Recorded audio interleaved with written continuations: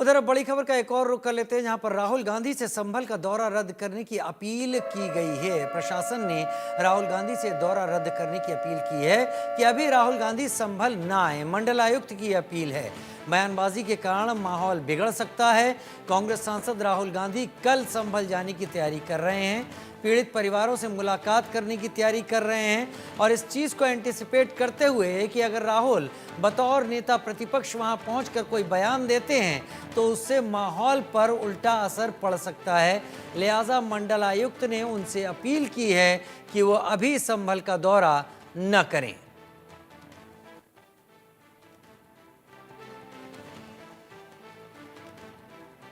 ये तस्वीरें खैर कुछ दिन पहले की हैं। राहुल गांधी ने हाथरस के पास ये दौरा किया था, जहां पर वो पहुंचे थे उन लोगों से मिलने जो एक प्रवचन में भगदड़ के कारण मारे गए थे। उनके परिजनों से मिलने वो पहुंचे थे। लेकिन राहुल गांधी एक बार फिर कल तैयारी कर रहे हैं कल पहुंचने की संभल हिंसा के बाद न्यायिक आयोग जांच कर रहा है और साथ ही साथ 10 दिसंबर तक धारा 163 बीएनएस लागू है। लिहाजा राजनीतिक दलों के कई सारे प्रतिनिधि मंडल भी पहुंच रहे हैं और जानकारी मिल रही है कि कल leader of opposition Rahul Gandhi के आने का प्रस्ताव हो रहा है। हमारे साथ बातचीत करने के लिए मंडलायुक्त अंजनेय कुमार सिंह है। बहुत माइन्यूटली इन्होंने देखा और कई सारे ऐसे कठिन निर्णय थे उस समय इन्होंने लिए भी। अभी जो जांच इन्वेस्टिगेशन चल रही है पुलिस की तरफ से भी, उसमें एनएसए लगाने की तैयारी चल रही है। हमारे साथ बातचीत करने के लिए वो खुद मौजूद है। सर, राहुल गांधी या बाकी पॉलिटिकल पार्टीज आ रही है, अब Rahul Gandhi being a leader of opposition आना चाह रहे हैं, तो आप लोगों की तरफ से बातचीत कुछ की जा रही है, बोला जा रहा है उनसे कि अभी पाबंदी है 10 दिसंबर तक? हाँ, जिलाधिकारी के आदेश से 10 तारीख तक वहाँ आने पे पाबंदी है और उसी के अनुसार हम सभी लोगों से रिक्वेस्ट भी कर रहे हैं। इसके पहले भी जो लोग आए सबसे हमने रिक्वेस्ट किया। जो माननीय लीडर ऑफ अपोजिशन है उनसे भी रिक्वेस्ट की जा रही है कि अभी फ़िलहाल आने की स्थिति नहीं है और वो जिलाधिकारी को असेस करना है। वहाँ के का जो प्रशासन है वो असेस करेगा। स्थितियाँ सामान्य हो गई हैं, लेकिन अभी पूरी तरह से जो वहाँ के उसमें तनाव तो मौजूद है।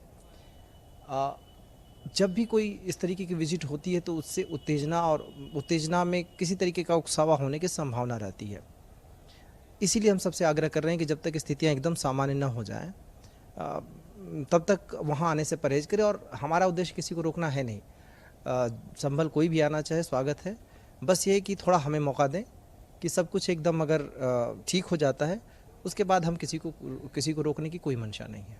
सर, कल कांग्रेस का प्रतिनिधिमंडल आना चाहता था, आप लोगों ने बात करी, उनके प्रदेश अध्यक्ष ने खुद कहा कि प्रशासन ने हमसे कहा है 10 तारीख है, उससे पहले। तब ये बातचीत हो गई थी तो इसके बाद आने की बातें और इस तरह की चीज़ें, सर कहीं ना कहीं आप लोगों के लिए भी फोर्सेस का डिप्लॉयमेंट या इंतजाम को लेकर के बड़ा व्यापक इंतजाम और भी करना पड़ा? हाँ, पहले तो हम कोशिश यही कर रहे हैं, सबसे रिक्वेस्ट कर रहे हैं, निवेदन कर रहे हैं। उसके बाद जो ज़रूरी कदम है हम उठाएंगे, लेकिन फ़िलहाल तो यही है, सबसे रिक्वेस्ट कर रहे हैं और सभी जिम्मेदार लोग हैं। हमें पूरी उम्मीद है कि हमारी बात को समझेंगे। अब नहीं तो उसके बाद जो ज़रूरी स्टेप्स हैं जहाँ जहाँ हैं वो ज़रूरी स्टेप्स उठाए जाएंगे। सर, एनएसए की कार्रवाई की बात चल रही है कि जो लोग भी नेम्ड हैं या जिन लोगों ने भड़काया या पूरी हिंसा में शामिल थे उनके ऊपर राष्ट्रीय सुरक्षा एक्ट लगाया जाएगा। इसको लेकर के क्या तैयारी है और कितने लोग अभी तक पूरी तरह क्लियर आइडेंटिफाइड है जिनके ऊपर ये तैयारी चल रही है एनएसए?